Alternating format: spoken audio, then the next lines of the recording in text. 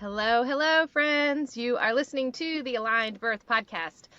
I am Dr. Shannon. I'm one of the hosts of the show, and today is an interview day. You know I love these. I get so excited. I'm so excited for today's interview. This has been, we'll talk about this in a minute, but this has been in the works for a little bit of time, which is totally fine because good things take time. But I reached out to our guest. And with all of our guests, I like to ask for, just give me like a little mini bio about you so that I can use it to introduce you on the show. And she sends me the most succinct bio I've ever gotten before. And so what we have today is we have the doula, photographer, and videographer. It's Maegan Hall. I'm so excited to have her on today. It's hilarious how she sent that to me. And I was like, well, that's a lot of things in just a short amount of words. So we're talking about all of that today, her doula work, how she meshes it with the birth photography, how she meshes it with videography, why all of those things, how she got involved in this, what it means to her, how she's impacted the families around her. And she's got a beautiful quote on her website, and I think that's one way I want to start off her interview here. And it says, "You have a story to tell. How are you going to tell it?" And I think that she probably uses a lot of photography in helping people tell their birth story. So I'm so excited to have you on the show today. Welcome to the Aligned Birth Podcast. I'm Dr. Shannon, a prenatal chiropractor. And I'm Rachel, a birth doula and childbirth educator. Together, we're here to bring you conversations about pregnancy, birth, and motherhood. From cesarean to VBAC, hospital to home births, we've experienced it all. We are high school friends who reconnected through our shared passion for health and birth. As moms to 2 young boys, we've both changed careers after our own transformative childbirth experiences. Join us as we discuss the importance of a healthy body and mind throughout pregnancy, birth, and into motherhood. Our goal is to provide fun, interesting, and helpful conversations and interviews that inspire learning. When your body, mind, and intuition are aligned, you can conquer anything. Sit back and relax, or grab a notebook and take some notes, or maybe listen as you enjoy a walk. However you choose to listen, we hope you enjoy this episode of the Aligned Birth Podcast.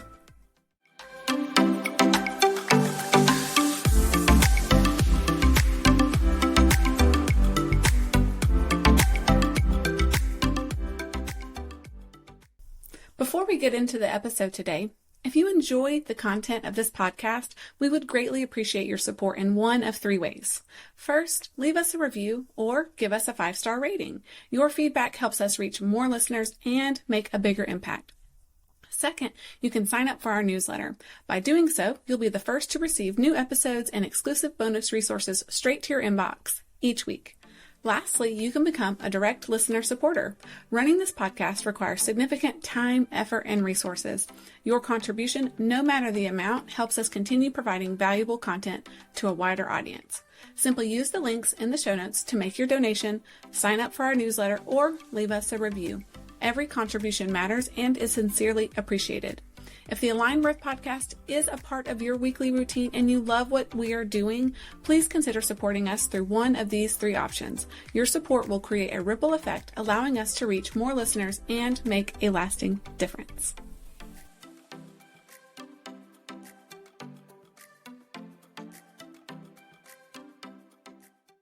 Maegan.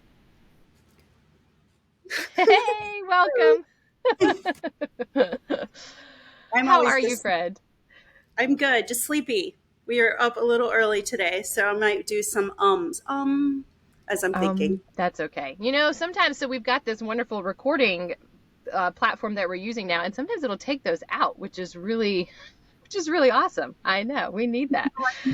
So yeah, I'm so excited to chat today. And I love that quote on your website. You didn't know that I was going to pull that from it or anything, because I like to do my background stuff, but I saw it and I was like, oh, that's because I kind of wanted to title the show, why hire a birth photographer? And that's what I really wanted it to kind of be about and go down that birth photography route. So I want to know for you, what came first? Because you've been doing this for a bit of time. Even though you look like a spring chicken, you just look so young. I'm like, how could you have been doing this for? Because it's 20 plus years, correct? Or 20 years? Yes. Yeah. So I'm Armenian, and we it's just our skin.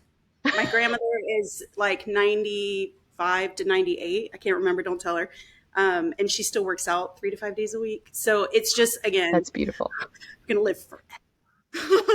Live Or forever. I not. love We'll do it, whatever. But the aging thing is interesting for sure. Yes, you want to know what started first. Okay, so Yeah. all the women in my family run their own business, and it's generally art-based. So I started with selling my art pieces in high school, actually, to like local realtors. And we used to have these houses, they're called model homes, like Homerama. I started selling to Homerama. But then when I got pregnant, I got married in high school, pregnant in high school, married first. That was just a coincidence though. And then when I had this baby, I started photographing her. And then people, of course, every photographer has a story. People start asking, can you also photograph my baby? And so I started photographing women giving birth because they asked me to. And it just so happened to be that the first birth I went to, because we were all like 19, the dad didn't show up. And so I didn't, and she was a good friend of mine. I didn't know how not to love her and take care of her. And then it just started this, moms would hire me to photograph their birth and take care of them. And it wasn't until 2004, when I was pregnant with my third, I ran into this home birth crunchy lady, and she was like, oh, you're a doula. And I was like, what? I just take care of moms, okay? And I don't need a label. But then I started researching it, and I was like, I'm a doula. Okay, it is what I do. You saw that definition. You're like, wait a minute, this is what I do. Yeah. Why do I need a fancy word that I can't spell? But again, I am. That's how it happened. And then I started marketing it as like, hey, I'll do either. But then it wasn't until recent years, like maybe the last 3, that I started saying to people, if you want just a doula, I'm not the doula for you. I prefer to only book both. Mm-hmm. So and then that's where I became like the combo type. That's neat seeing that progression though. And so I just did an interview with Imani Byers-Quarterman, and she, who is a doula as well too, perinatal counselor, and she has a very similar like start where someone was like, I want you to do this for me. And that's how she got into that doula world. And so it sounds very similar to you. It's like, it was kind of out of your hands, out of your doing. And it was just like, this is what I see for you and what I want for you. That's so magical. I'm an empath, so I have this weird, it sounds really creepy to describe. I just have this weird ability to feel what other people are feeling, which I know is like the epitome definition of an empath. But the ability to also anticipate needs sometimes before the other person even knows it. I've had some really fun times at church where I would be like, hey, I have something to tell you. You might want to think about this in the next few weeks. And it just kind of perfectly meshed with this birth world, because by 2004, again, I was pregnant with my third, so I was having babies myself while helping other moms have their babies. But yeah, I see it, it's a good fit, obviously. Obviously, yeah. Now, were you aware of the doula world like when you were having your babies? Like, did it impact your birth at all, or? No, so I was 18 when I had my first, and I had no idea what a doula was. And at that time, I was in like honors AP classes in high school. And I read every book I could get my hand on when I was pregnant at that point, and nothing said anything about a doula. I knew I wanted a midwife, and it required, at my 18 on government insurance, required that I did some research finding a practice that I could deliver with a midwife. And I knew I wanted to try to go without an epidural, but again, I couldn't afford a childbirth class. So then I again read Bradley and read into hypnobirthing, whatever was available back then. It wasn't much, but doula had never. No, you just have your mom come because your mom is the person in your life who has had a baby. And so my mom was there. Yeah. Well, then you got to experience it from that other side of seeing that the support that you could offer, or like, like that moms could experience with that doula work, even though you didn't have the label on it. You're just doing it, just not necessarily labeled. Yes. Yes. And I think if anybody. Now, when you. Oh, no, sorry, go ahead. No. Go for it. I was going to say, I shouldn't say anybody. I think most people who have given birth, if someone is giving birth around them, they kind of know a little bit at least what to do to help. So yes, that's all. Yeah. Um, when you were doing art and that was your first, like before all of the doula work, was it photography? Was that the art that you were doing with like the realtors and everything? No, so I started with like actual art pieces. So Okay. so my senior year of high school, I actually 8 hours of my school day was art. So I would go to school an hour early and I would stay an hour later to squeeze in extra art classes. So it was like oil pastels, acrylics. My mom was very against actual oils because she was like, it causes cancer. So I never actually got into that. But all the mediums. I'm not that great at clay at all, actually. So, but yeah, it was mostly oil pastels were my most popular pieces. Okay. I just kind of assumed that it was like the photography aspect just because that's what you do now. So when did photography kick in for you? I know you were taking the saying like you took pictures of your daughter when she was born, and then that's just kind of how it ebbed and flowed, or Yes, and so when I was giving birth, I had brought my camera, which, by the way, for people who aren't aware, this is film days. Like yeah, 20 years ago was film days. So you had to get the it nurse, developed. It wasn't immediate seeing the pictures. What is um, that? Yeah. the nurse grabbed my camera and took photographs of my daughter coming out of my body at 18. And so I got the film back. I was in a daze at the pushing stage. I just don't even remember much of it. So I got the photos and I was like, oh my gosh. And at first I was mortified because I was very prissy. I mean, I'm still very prissy, but I was just like, these are kind of cool. I don't, I mean, I'm so grateful. Like she just grabbed the camera and started taking them and they actually let her do it. So I had all this birth photography on this because I had a really nice camera. Um, and yeah, so that's how that happened. And then as my daughter grew up, I took pictures of her all the time. And then I became a professional scrapbooker. And it actually brought in pretty good income for a while because I was scrapbooking anyways. And they're like, hey, you're kind of artsy and your photography's nice. Let's put you in magazines. And I was like, okay. So that it kind of again, very serendipitous career path. Uh-huh. Then that ordained whatever. And then that's how photography came to be was I was already Entered just in. taking pictures of it. Yeah. But and my kids, So, they grew uh-huh. up looking at those birth photos too, like Yeah. them being born, and they were fascinated with that. Like, look at us coming out of your hiney, and I'm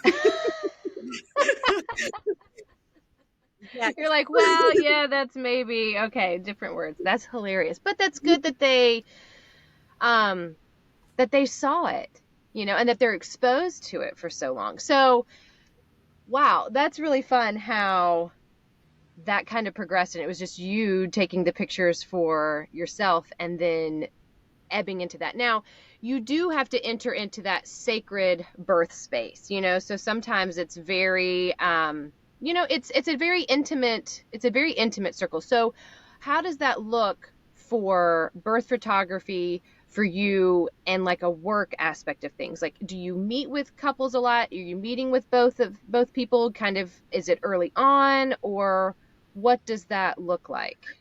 So I have two main packages. One is with doula care and one is not with doula care.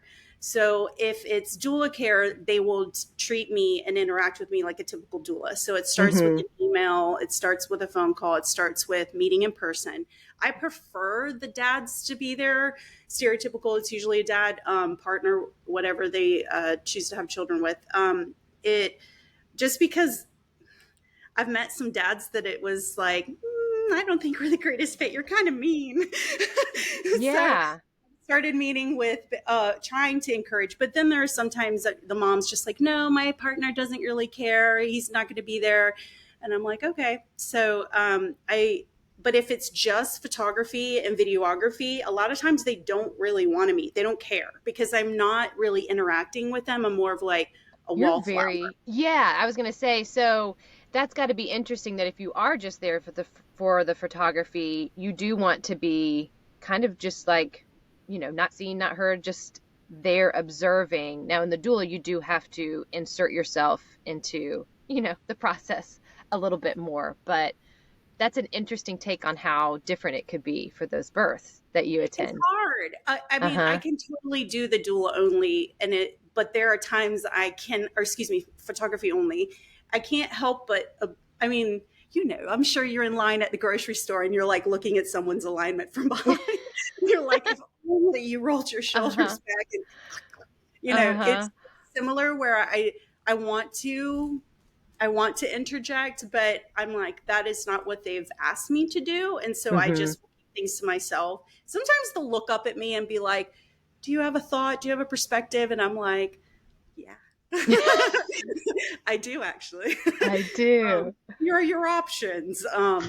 Do you actually, maybe we could try this or whatever. And they have at times been like, we know you're a doula. If you see something and you want to talk, you can have a chat. Um, but I try if I'm doing photography, videography, but also because if I'm doing video, my voice is on the video. Mm. So I just did a video where I was her doula, and this is our second baby together. And I tried so hard not to talk, but I was so proud of her. So I was like, "You're doing a good job." Whisper on the wind, like she heard me because she like looked up at me and was like, "Yes, thank you," but it's Yeah. on the video, and I was Yeah. like her spirit animal comes in and it's like, Go to watch the video and like, who said that? Where did that come from? it's, it's the videographer who's also a doula. Wearing Yeah. many hats in that aspect of things. If No, I keep that's the sound out fun. and put music over it, then it works. But at Yeah. that point, a lot of times the moms want the birth sounds. And Yeah. so if it is literally on the video. Yeah. So I sometimes love seeing those birth videos though, and I'll see them from like home births and stuff. And it's just all you don't think about it, all the noise and chit chat that's kind of going on in the background. If mom is in a tub or moving around or anything, it's like, life is still going on and still happening that. So I don't know, that's like a very real experience.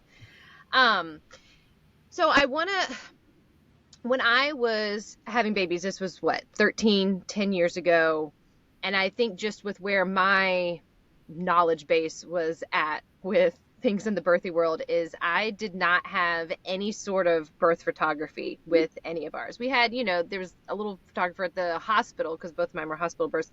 But I didn't know. And I guess that my thoughts of it was like, I don't know what it would look like. Like, what would birth photography really look like when it's mentioned? And I didn't see a lot of pictures back then, not that it was that long ago, but it's definitely not how it is now when I see the birth photography pictures and I see it now and I'm like, it can look so different than I guess what people can kind of expect from it. And I think that's a beautiful thing. So how would you describe like that birth photography to someone? I kind of pitch it as, hello, person. I have my hair and makeup done. I'm very vain. I will not photograph you looking crazy. So I tend to get the moms who care what they look like. Some of my other photographer friends, they get the like really raw stuff, and I can shoot that way, and I do love it because it's a little bit of a change. But I tend to get the posh moms, and so I say to them, "Hey, I'm just going to photograph you with my background in photography and posing in the best angles, in the best light." And you can they pick their own images for the package, so they get to see their entire gallery. And then they pull the images that they want to keep, and then the rest are deleted. So I tell them, you only pick what you keep, so you will pick the ones you feel and look the best in. Mm-hmm. That's how I explain what would I be photographing is I'll photograph you in the best light. There was something you said, I'm trying to remember. So yes, so back, okay, what year is it? We're in 2023. I want to say it was as soon as to 8 years ago, there was only 5 to 6 birth photographers even in the area. So, See, that's what, and I was like, how did I not know about this? You know? and I Yeah. would be wrong on the dates. I'd have to go Yeah. look. We can always like put a little box in there and insert it and be like, Maegan was wrong. It was. You know, yeah, YouTube. But I would just remember we had, no joke, we had a little Facebook group and 4 of us were in there. 4. Wow. And Sarah Wise was one of them. And she actually was like on the news. And now she went into nursing. But and Kim Holderfield, who is actually a local midwife now, she was one of the very early birth photographers, which is how she got into birth work. See, I went the doula route, and You went the doula route. went the midwifery route with Dr. B. But yes, I wanted to mention that you're not nuts. There was not many of us. Yeah. And then what happened was wedding photographers started to, which, I mean, it's the most organic development. It makes so much sense. Like, hey, you photographed my wedding. Can you also do my maternity? Hey, do you do births? Like, and that's how I got into it. It was like, hey, do you do births? And I'm like, yeah, sure, whatever. I still, in my earlier years, look back and I'm like, how did I do the on-call thing? And truthfully, I feel like I just got lucky. In my early years, I don't feel like I got called in the middle of the night very much, because it would have been a home phone. Yeah, exactly. And did I have a home phone even in my bedroom at that point? Again, like 2001? I don't remember. But yes, that is how I pitch photography. Is I say you won't look crazy, and then I say it gives you a view of all the things that are happening around you when your eyes are closed. So it shows how your person is looking at you, how strong you are. Yes, that is what I say. And that's kind of why I wanted you to describe it a little bit too, because I do feel like there can be a little bit of, and it's, well, you said this too, you get the different moms, you get the different, like, okay, what perspective do you want? Do you want that really like raw aspect of it? Do you want more of just, like what you said, a little bit more of the posh? So it's kind of, it sounds like it can be what you want it to be, but I think capturing those moments is a really fun part of being able to tell the story. Because I look back and I'm like, oh, I kind of wish we had some photos. The ones I do have, I'm like, I look completely and utterly exhausted, but I'm like, this would be better if it was a different camera, right? It captures the exhaustion a little bit differently. Well, and I get a lot of people that say, well, my partner can take the photographs. And I'm like, oh, yes, for sure. But they won't be in them. It's going to be just you pregnant or you delivering. And maybe, cameras, now with cell phones, we can kind of do selfie mode. But back for the longest time, it was like when camera phones were absolute wretched, I would just say, do you want them in the photo? Do you want them caring for you in the photo? Because historically, there was a time when people could choose to not have birth photography with me. And I would just be like, well, let's talk about it. Here are your options. You can just decide you don't want it. Fun fact, you're going to decide that you want it. And I have had moms say, I was just willing to pay your fee because I wanted to work with you. I just didn't care about the super photography. But now that I have it, oh my gosh, thank you. You were right. I love it. And I'm like, yay. I told you, I promise. And that's when I was like, okay, I keep getting this, like people saying, thank you. I didn't know. And it can help significantly with postpartum depression. If something goes sideways or the mom has like a moment where she doesn't remember things, again, we can look back at the photos and be like, well, the time of this was, the timestamp on the photograph says this, or, here's what you don't remember or do remember. And then there are moms, like I said, when it goes sideways and the birth is a little more difficult, they take a little bit more time to look at their photos, and then it's very processing for them. I just kind of hold them in a gallery until they're ready to look at it. And then they're like, okay, we're ready. And then, they take it back. It's like super mega emotion. So it can be cathartic. I can see that. Because again, back to that quote, that's telling a little bit of a story for that moment in time. Like you had said, that they may not remember. So I just think it's so neat to capture that. And I love seeing, the birth photography pictures that you always put out there. It's so pretty. Now, do you work with home birth primarily or hospital birth, or what do those two birthing sites, how do those differ for you, and what does that look like for you? So for doula care, my package that is doula and photography, I only go to North Fulton Hospital and home births. If they want my just photo package and I'm not the doula, I will go to any hospital. But I'm very picky on where I offer doula care. I don't want an uphill battle. So I always joke with people, like, if you're trying to diet, you're not going to go to McDonald's every day. So why are you trying to accomplish a very particular birth at a hospital that doesn't align with that? So I'm too emotionally attached to my ladies, and I don't want us to cry because we didn't get what we wanted. We need to do as much prep work. You're a runner, as much prep work before the race day as possible. How I would approach it differently is hospital. There's a lot more moving parts, a lot less control. It has many times happened where a nurse has jumped in front of my camera and the mom went to go reach down and grab her baby, and it would have been a glorious shot. And the NICU nurse comes in with a bulb syringe and she's like, and I'm like, no. No. But that's happened at home birth too. So where, you have an apprentice who's eager to get her catches so that she can get her CPM, and she jumps in front of the camera. But at home birth, we have a sit down, and I tell everybody, like, pictures are important. Y'all give me some space, or like, don't jump in front of me, please. I have had a couple of home births where the angle changed and I like literally jumped on the couch or jumped on the bed or whatever. Hospital birth, I'm just limited. Lighting is really big. Home birth, moms like to deliver in the dark, and that's fine. I get it. We all love to deliver in the dark, but I say to them, you can do that, but and I have examples. Here's what your pictures will look like. Or you can bring this lighting in, and here's what your pictures will look like. And you can bring this lighting in, and here's what your pictures will look like. And I let them decide. And then, of course, it doesn't even matter the day of. You just kind of, whatever happens. But we try to do planning with lighting. And then hospital, depends on the hospital room. Sometimes they put on the bright lights. They love that spotlight between the legs, which like blows out the highlights in the baby, and the baby's comes out like all glowy.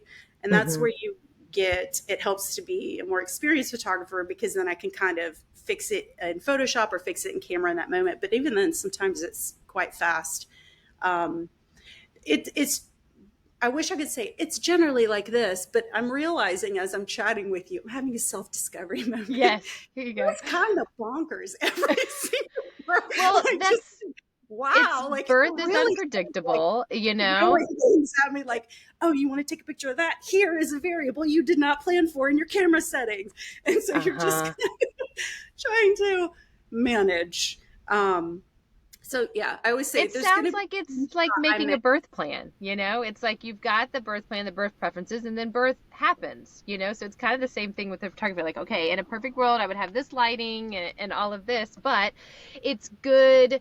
I like that you mentioned, having someone that's experienced or knowing a little bit of like, okay, I can work with these parameters. I can move around. I can change some of the lighting in the editing to help bring out some of the features that, you do want to capture. I can see you just jumping around a hospital room. That is literally yes. I had reached out to you. Okay. Oh, so fun note, because I usually say this too at the beginning of some of the interviews. I don't remember if we have met in real life. I don't think we have. I think we've only met, online. So we still need to meet in real life. But I had reached out to you for a blog that I had written. My first was emergency cesarean birth, and so I had, but I didn't have any pictures from it, And so when I was writing the blog, I was like, man, I really wanted to have something. And so I remember I'd reach out to you, and you had supplied a cesarean birth photo for me. And I was like, oh, this is so great and so wonderful.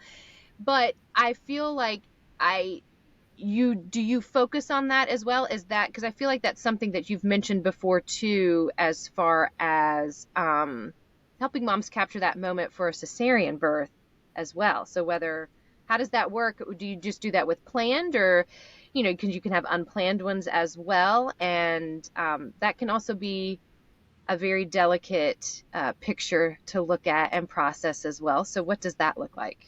So historically, back when there was just like 5 of us, they used to let us back in the OR a good bit. Then as more and more, wedding photographers became birth photographers, or doulas became birth photographers, and there just started to become, birth photography was so more mainstream. They started being not as open. I don't know, probably because we saw something we weren't supposed to see is probably what happened. But it's actually up to anesthesia. So we first have to get through the nurse to approach the practitioner, which is going to be an OB or midwife. And then they have to approve it for us to get to anesthesia. And anesthesia is, I've heard people in the medical community be like, they have a God complex. So they sometimes let us in the OR. North Fulton's pretty good about letting me back there, just because I've had well over 100 births just at that hospital. So I'm at over 300 births at this point. And that is for planned and unplanned. Planned are great because I make like a whole video about it. I have them video themselves going into the hospital, and they do like a, hi baby, we're on the way to the hospital. Today you're coming to be born. And then planned, they usually are more open to like lowering the drape and let me get photos of all the fun stuff. Unplanned, it's going to depend on how the baby is doing. Mm-hmm. So if we know we're going to have an automatic NICU go, they'll say, well, it might not be the best idea. The baby's not doing that great for you to come back there. And then I say, as a photographer, I do not have the rules against me that doulas have. So a photographer, there you go. I didn't even think about that. Yeah. We'll gently approach it and be like, well, I am her photographer, but I'm also a doula. And when baby goes to NICU, dad goes with baby and mom's left by herself on the table. Mom has lost her birth that she wanted, but we don't want to also take her photos away, do we? And we don't want to leave her on the table by herself, do we? So I think it would be really helpful if I was in the room and I could hold her hand when dad left with baby to go to NICU. And they're usually very open about it. If I can even get to have that conversation with the anesthesia, because sometimes they just won't look at me. They literally are like, you may not ask. But then I also prep moms, all my parents, I prep them, but particularly the moms, I say, listen, if you have to, you just cry. You just say, please don't take my doula and photographer away. and at that point, it genuinely is sincere. Like, please, seriously, everything. Don't leave me alone. Don't take her. Don't take my photos. It's still a birthday. It's still a birth. I don't, and if the mom doesn't want it, then that's okay too. I have had a couple parents that were so distraught by the fact that it ended up in C-section. They're like, we just don't want photos of this. Come back tomorrow. And I'm like, okay. And usually I'll say, well, how about I come back after you've showered? Because you've had a C-section. You have that. Get through the first few hours. Do you have gas? Can you handle more than liquids? And then you eventually get up to walk, and then eventually you shower. And then I'm like, when you feel yourself, then I'll come back to the hospital and we'll get more footage, whether it be photo or video. So that's how I approach that, is like, you still have these really great photos. And even if they're not ready to look at it straight away, most of my cesarean moms have come back and been like, we still love the pictures. We still are sad that the birth didn't go as planned, but thank you for coming in the OR and not fainting. I'm like, yeah, blood and guts don't bother me. Bones is another story. I handle somebody can't even tell me a story about a broken bone, and I'm like, I cannot. I'm like, I will wipe your bum, but I cannot. If you break a bone, I can't even. I have to believe just pure adrenaline will take over if I ever have to deal with a broken bone. I can do anything. Yeah, but blood and guts, it's just body. It's just body. Blood and guts, you can handle that. Yeah. But that's important, and that's what I was saying too. That it might be. There's that process of looking at the picture. So when you are done with the photography session, parents are back at home or whatever, even if they were at home with birth, like, do you go in person with them, like, and bring the pictures over, or do you send it to them and give them moments to look through it? So they get a gallery that is private to them and it's online, and all of their images are on there. And so they do it by Okay. themselves, excuse me, at home. And then what they do is they star the ones that they want in the package that they paid for. And if they want more, they can buy more. But it's really rare for parents to feel like I need more photos. And when they say that, I say, why don't we give it 30 days? You're really emotional right now and you don't want to let go. Let's see in 30 days if you need all those photos. Because truthfully, I've gone back in my earlier years, I had some packages that had a lot of photos and I've been like, so what'd you do with them? And they're like, oh, I do nothing with those photos. I looked at them, but there's so many of them. And I'm like, yeah, that's why I've made this smaller package. And you can just do like a coffee table book, or I offer they're kind of app looking. It's a little icon that you can put on your phone and click on it and it opens the album. They can do one of those. But again, any more than, 70 is pushing it. Like, what are you going to do with 70 photographs? Like a wedding album, again, you even in the album itself, you don't have 70 photographs in there. So most people end up with about 40, sometimes 50 images. And that just seems to be fit. Yeah. And that's still a good amount though. Like, that's still And think of it's captures 40 different things. The other approach, because I will say this is important for people who are watching this. My business model is extremely unique to other birth photographers. They do like, here's 150 photographs, or I was there for 12 hours. It's more of like a wedding approach. Like, here is 225 photographs. That my background in art is, my mom actually is still a very famous artist in Virginia, and she regularly sells her pieces still. She's always taught me, Maegan, when you have a photograph, it needs to be able to stand alone like an art piece. So when I would create art, she would say it needs to be able to stand alone. It could be part of a gathering, but that one image in the part of three needs to grab people. All three images separate. separately. Because when you put them in a gallery, it's going to be next to something that doesn't match it, or whatever. It needs to like jump off the wall. And so I shoot that way.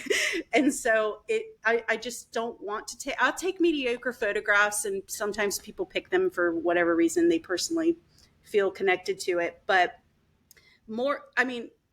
the difference I've noticed with my package of it being smaller versus the ones who like photo dump is, and as a scrapbooker, I would have wanted the photo dump people, but just so you know, because I needed all 200 birth photos. And I'm about to get married, and believe me, I will be buying all of the images, and I'm trying to get, videographer who will give me the raw footage. It's going to be great. Because I need all the things, and they can get that with me, but the average person is not a professional photographer, videographer, and they don't need it. Is you will get 5 toesies photos versus it being you're scrolling through your book or your album and you're like, oh, there's the eyelash shot Maegan got. There's the little nails Maegan got. Oh, there's a toesy pic. And then, oh, there's baby looking at me. It's not, oh, there's a toesy pic. And there's another cute toesy pic. Oh, there's so many toesies. It's more of taking the best shot of each event, if you will, throughout the birth versus it being like, here are all of your images. It's just a different business model. And I've had moms be like, I'm not hiring you. I want all the pictures and I'm not paying for extra pictures. I'm like, okay, that's totally fine. I totally get it. Here's my friend who gives you all of them. It gives you all, yeah. And also my editing. So I hand edit each one almost like a paintbrush. So like I have a Wacom tablet or Wacom tablet, I can never remember. And I have a pen and I literally will brush paint the photographs. So that's how my editing, is so polished, is because I'm hand each one doing it. Whereas some of the photo dump people, just for efficiency, they're doing batch editing. So they're editing all the photographs at once, coloring, and then going back in and tweaking a little. I take each photo again as if it's a canvas. As its own entity, Yes. This is so fascinating to me how you approach it, because you just think, I don't know, you're coming in to take, like the average person, like me, non-artsy person, would think, oh, you come in, you just take a bunch of pictures, but there is an art form to, and a personalization to how you approach it and how you see the pictures and what you want, the I parents to can't, experience from them. and I tell moms, I say, I do not heavily edit birth photography, but if you have like the most epic of photographs and there's a light switch in the background, I'm gonna take it out. The light switch is gone. Yeah. like I'm like, what is that light? Or like, because hospital walls are so full. Or my favorite, hold on 1 second, let me grab, or I'll just use my phone as an example. You have this lovely birth in the bed, and there's the nightstand with the water bottle. The water bottle in every shot. The and water bottle. Like... so I'm like, unless they have curl, like this would be a nightmare to edit around. But most moms have like their hair up or whatever. Oh, that was so fun! You got to see my grays. The grays are fun. I have glitter hair, guys. I will take the water bottle out of a few special ones just because I'm like, oh, the water bottle. And I try to, even before she starts pushing, I try to clear off the, similar to my background now. This is not real. I clear off the nightstands, try to declutter as much as I can. Hospital, similar, but hospital, they have so much on the wall. And you can't move. Yeah. Yes. Cannot control that. Now, how did videography start? And I know we chatted a little bit about mainly with like the cesarean, as far as like following, mom through the whole journey. But do you do the same thing for home births and just regular run-of-the-mill hospital births that work out that way? Or what does videography look like, and how did you start adding that into your wheelhouse? So I know astrology is a super fun, silly thing, but I am, whatever they say a Taurus is, that is me. And Tauruses do not like change. And I don't like change, which is why I take so many years to develop where I'm at now with the business model, because I don't like change. So it started 10 plus years ago. Photographers started introducing video because our DSLRs started coming with video capability in the camera. And back then, we were just photographers with a camera that could also do video. So we would take our photos and slice in a still with video footage called Fusion. And I was like, I don't want to learn that. So it's change. I don't want to do that. Why would I do that?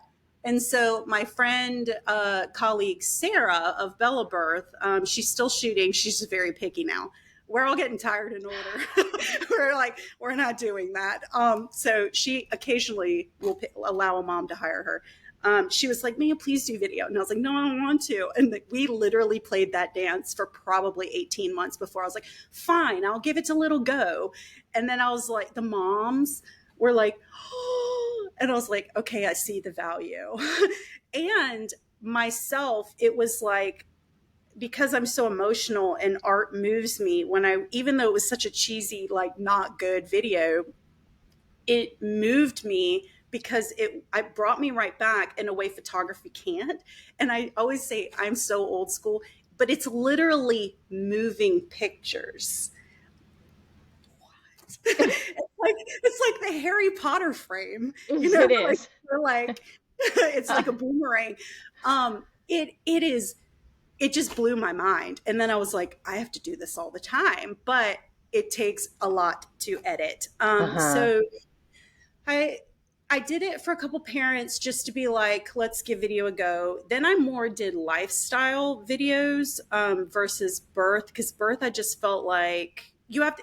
So normally when I take a picture, the mom is like, and then she's like, and I know after that wave, she's going to exhale and then fall into her partner, and he's going to wrap his arm. I know it's coming. So I've got like the camera right here. I grab it, snap 1, 2, the camera goes down. Video, I have to be like,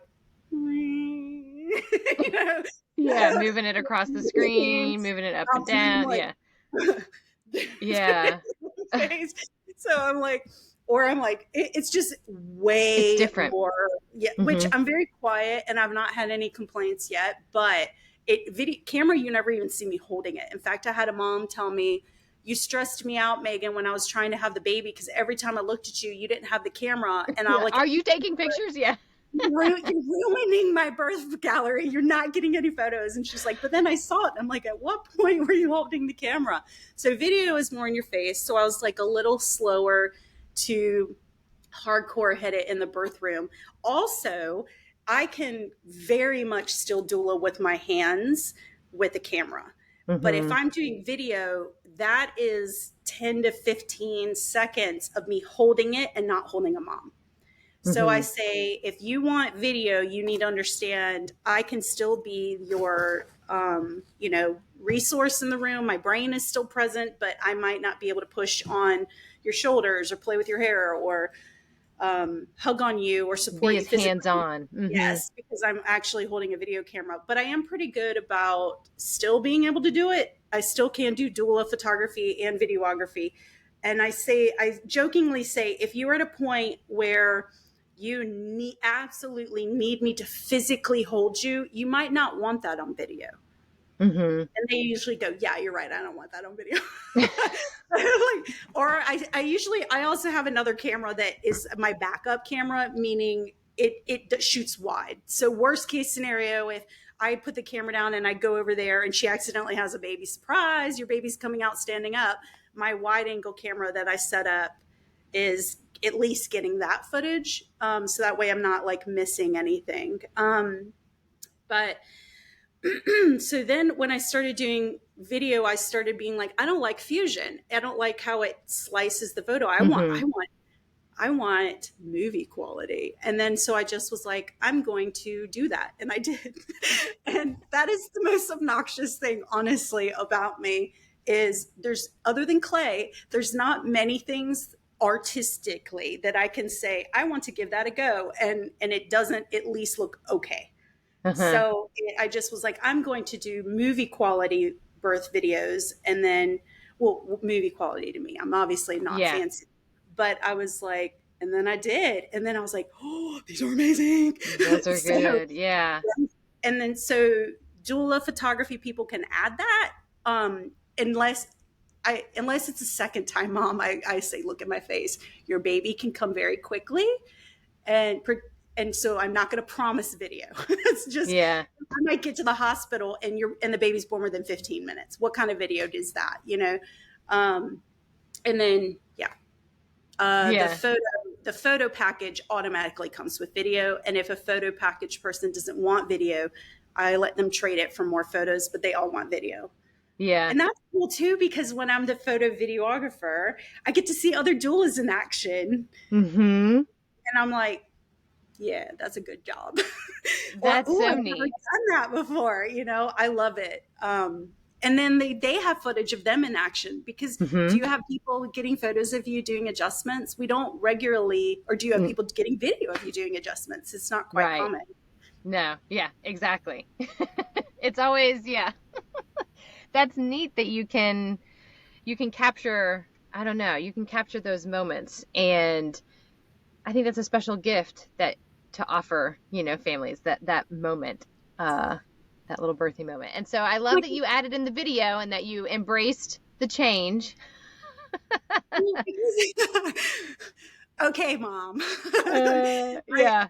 I see where we could go with that part of the conversation now of like me embracing change and doing hard things like this podcast. Uh-huh.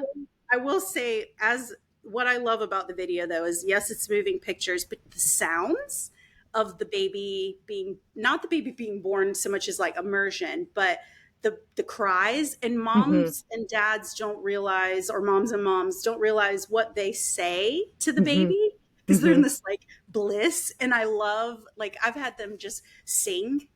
Mm. Dads especially, they get in there, man. They just start singing, and evidently these are the songs they've been singing while their person was pregnant. And I'm just like, and I'm getting this video. Yeah. I The other mean, that's magical. Yeah. I don't, because I shoot. The other thing I do is I shoot for the baby. Uh-huh. So that child, what would I wish I had of my parents? In 20 years, what will that child wish I'd captured? What can we never repeat, kind of thing? Those are the kinds of things I try to get footage of. So yes. That's so neat. I just love it. I love how you approach it. I do want to, okay, so we do have to go back to embracing change, hard things. Because when did I reach out to you It was like over a year ago. to be on the podcast? For Yeah, it was about a sure. year ago. And I was like, Maegan will come when she wants to. And so this is great. I did the same thing to Voyage. I made them wait 2 years before I did an interview with them. I was just like, no. You and take time with it. Yeah. I love people a lot, and I don't ever want to hurt people by something I say or do. And so there's a lot of pressure I put on myself to be as filtered as possible. And I just didn't want to be on this video. I mean, like, I am on this video. A trans person might be listening to it and be like, but I'm a dad who gives birth and you didn't acknowledge me. And I'm like, I'm sorry. Like, I didn't want to, or you made it sound like C-sections were your something, like, I don't know. So I have anxiety and it is definitely a part of who I am. So I get anxious meeting people or interviewing or video chatting, because I don't want anyone to ever feel hurt or left out, because that's not my heart. But I was gonna say, but that shows your big heart. Yeah. So I was like, no. Yeah, you did. So you're like, no. But I always tell people too, like, I appreciate the boundaries. And I think a lot of birth workers, when I've talked to them, what really comes about and shows their boundaries as they grow in that birth worker field too. And so you have that as well. It's like what you will work with, what you won't work with, because you know how those things unfold, but you know what works for you and what makes you comfortable as well. I mean, I have like ideal patients that come in the office, and I have other people I'm like, this is not the office for you. So we'll send you someone else. It's the same thing. It's getting comfortable in your skin, but getting comfortable with those boundaries. So I don't know. We had to mention it though. Yes. And I'm the same at birth worker events, or, oh my gosh, guys, if you're watching this video, do not friend me on Facebook. Just don't. You will sit in my requests for at least a year. Because I am exceptionally private on my, when I meet you, I'll tell you everything. But on my Facebook, I mean, you're my Facebook friend, you've seen it. I will have like a paragraph of a story. And then this happened. And here's how I felt inside. Like, those are my Facebook. I love it. So they are deep. And so I'm just like some rando pelvic floor therapy person who thinks I'm going to be friends with them. I don't want them to read or hear about all of my very deep feelings. You're selective with who you share it with. Yeah. But then here's where the anxiety comes in. I'm like, do they have hurt feelings? Do they think I don't like them? Do they think I'm stuck up? And then it's a lovely spiral of anxiety, which I don't prefer, but it does make me a pretty great doula, because I kind of walk in like the Equalizer or like Sherlock Holmes. Like, I walk into a birth room, and I would say most doulas, or at least the experience will grow to do it if they're not doing it in their younger years. And we just look at the variables, and we know each little piece can turn into many different paths. And so we're always taking inventory of the room. I think anxiety for that. There you go. Using it to your advantage. Oh, my God. Yes, that's what I tell myself anyway, Dr. Shannon. I love it. Because of my anxiety disorder. Yeah. You're like, this is my superpower. Now, you also have on your website You've got lots of blogs that you have written. And I love your website because it'll have like a beautiful picture and then you kind of hover over it and it tells you what the blog post is about. So I did want to mention it because you do have a wealth of birth worker knowledge and like years and years of experience with this as well. And so, because you've got creating a birth plan, you had one about the safety of home birth, what to pack in the hospital bag, having children at birth, why you need a chiropractor during pregnancy, family-centered cesarean, and then stuff about like lifestyle photography. So I did want to mention those. And do you do that pretty regularly, updating your blog or just sharing that information, or no? Because I don't do it regularly anymore. But I love that you still have that up there. I know. I'm trying to get better. I went 4 years without updating my blog. I didn't start updating it again until 2020 because we had the time. Yeah. It was like, I might as well do this. I went through a season where I didn't want to be seen for a while. I even took myself off Google for a bit. I just wanted to live a private life. It was like right after my divorce. My kid, I was a single mom of 5 kids. It was just like, work can come to me, but I don't want to be so very open to observation. But then I started blogging, yes, in 2020. And it was like, I got so tired of reading, and here is this photo, and look how cute that baby is. And the parents were happy. And I was like, I'm kind of lazy.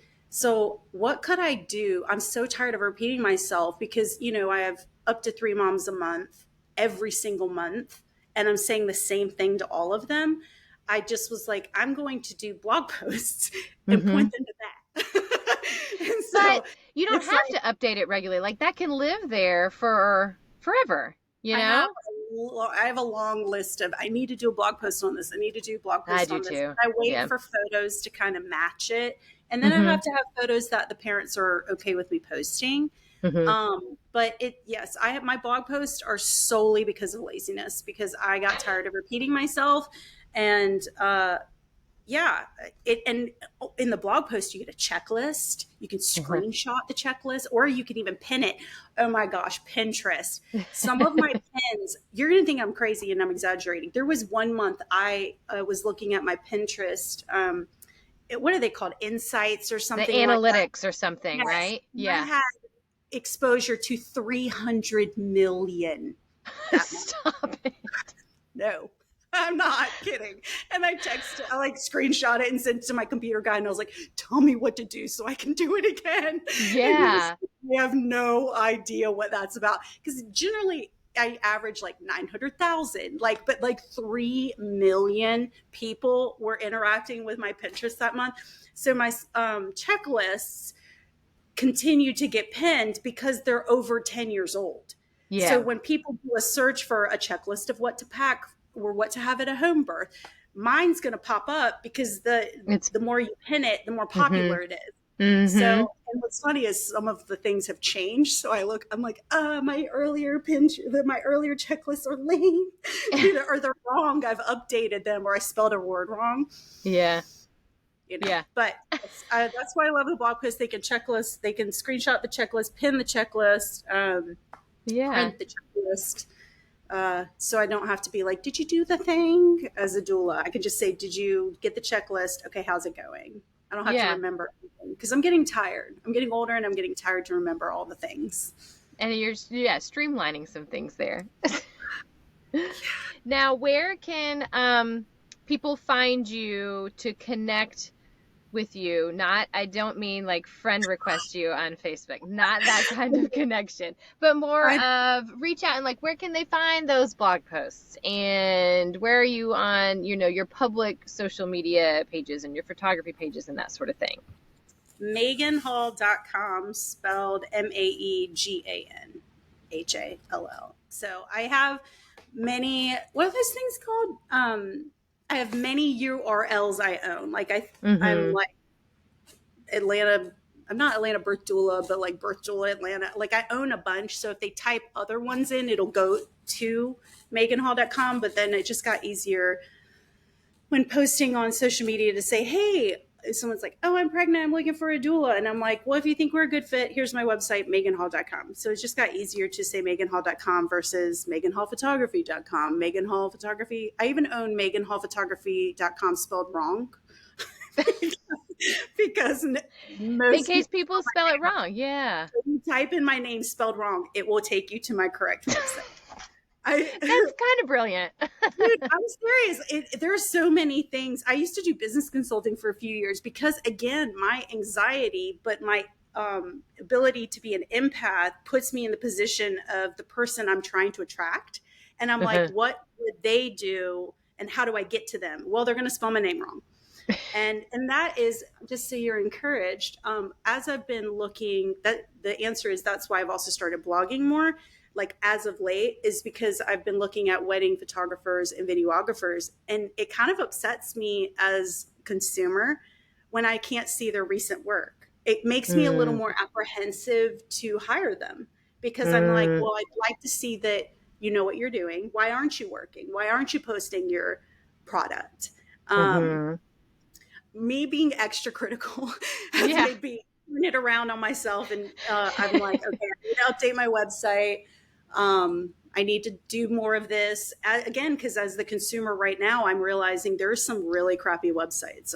And you're like, well, what do I want to look for? And that's what my people looking for me might be looking for. Yes. And I love it when I meet them for like ice cream or coffee or whatever, tea, and they say, it was your website. And I'm like, thank you. They're like, it was the way your website was. That's why we picked you. It was so well done. Or we were actually able to navigate it, and it looked like we could see who you were versus, no offense, I do it too, but most of us just have this tiny little, I mean, come on, you said, give me an intro. And I was like, I'm a birth photographer, videographer, and doula. I don't know what else to tell you. Like that's, the people who talk to me are saying we wouldn't hire that person. So the fact that my website is a little more long and in your face, they felt close to me. They felt like they knew me. Yeah, no, that makes sense. It was so good chatting with you today. I'm proud of us. We did good. This was, it was a long time in the making. Was there anything else that you wanted to share or mention that maybe we didn't, talk about? Again, I think I'm going to kind of title the show like that, why hire a birth photographer or something along those lines. So I want to make sure we cover it all. I was just chatting with another local doula photographer at our little meetup we had this week. And I was complaining to her actually about the process of trying to hire a wedding photographer and videographer and how much it was. And I was like, I know I'm not going to be in birth work forever. I'm getting older. I'm getting tired. I'm going to be a grandma in December. I just don't want to do this. I'm tired. I don't want to wake up in the middle of the night forever. So in the next, I don't know, 3 to 7 years, I was like, I think I'm going to get into wedding videography because evidently they're, the price of a car. And that appeals to me because it's the price of a car. And then birth photographers, we've regularly said, you spend so much money on your wedding day and wedding photography and wedding videography, but not your birthday. But you're possibly not always going to be a wife, but you will always be a mother. Like, and it's just, it's interesting, our value system. So, not pushing photography on anybody. I want people who want that service, but I think it's something they don't consider, like, would I have gone without a wedding photographer? No. Okay, well, maybe a birth photographer, especially if you get to pick your own images. You don't pick the images you don't like. Don't pick the images you feel like you got the double chin going on. So that's all. That's just something I've always found fascinating. And when I'm a wedding videographer, I'll let you know. I say that exactly. I also thought that like maybe I'll be a death doula because I do bereavement. Oh, that's something we could chat about. I don't know if you can slice it in and rewind it. Bereavement photography is very big because it, your baby didn't make it. And I've dressed little babies and held little babies that were not, no longer with us. And getting those photos have been incredible for parents. Yeah. Done that. And not everybody does that. Right. And that's okay. So, but I am one of the people who does it joyfully. And maybe I tear up a little bit, but I usually hold my feelings until I get into my car. Try to hold it together for the parents.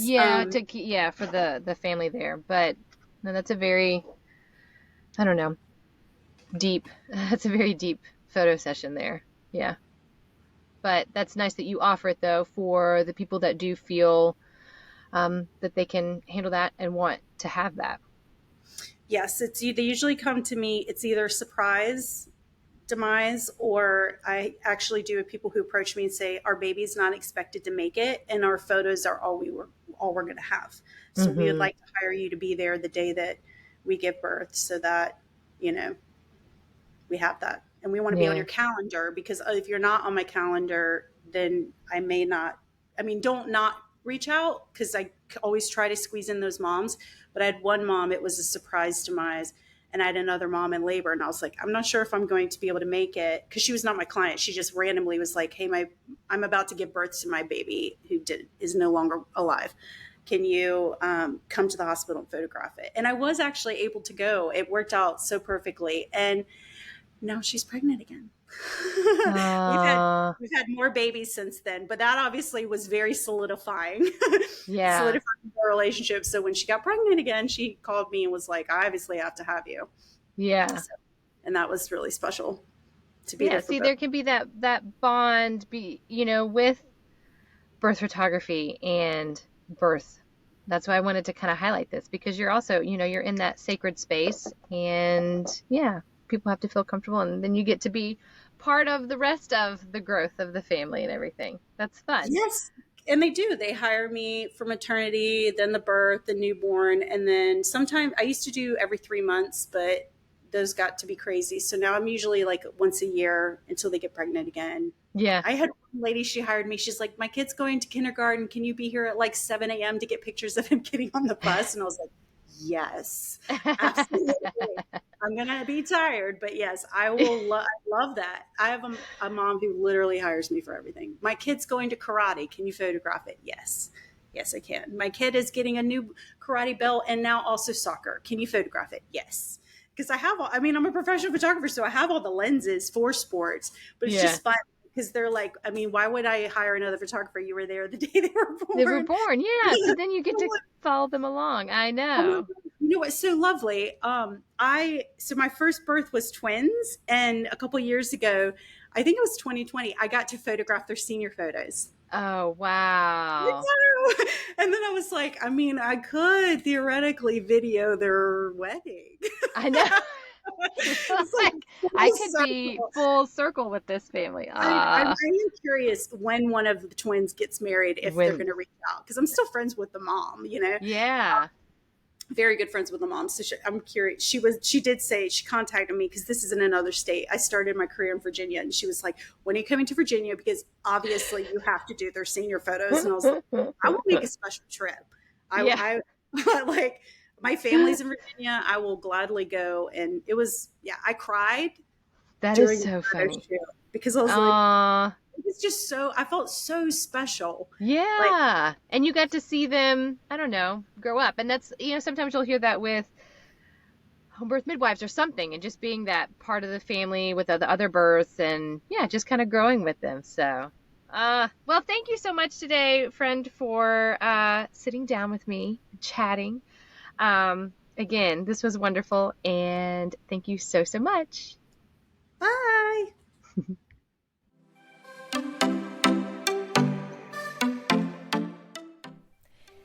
Thank you for joining us on the Aligned Birth Podcast. We hope you found our discussions informative, inspiring, and enjoyable. Remember, when your body, mind, and intuition are aligned, you have the power to overcome any challenge that comes your way.